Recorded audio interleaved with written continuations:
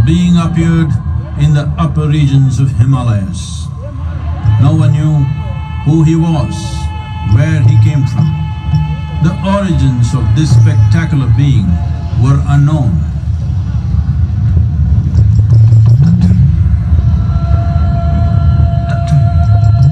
When his ecstasy allowed him some movement, he danced wildly.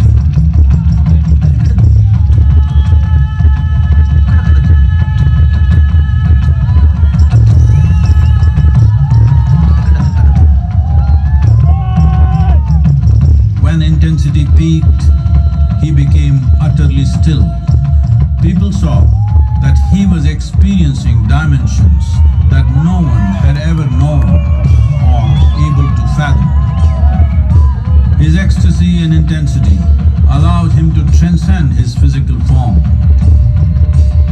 Witnessing an individual human in union with the cosmos, they called him a yogi, as he was the first one, the adiyogi.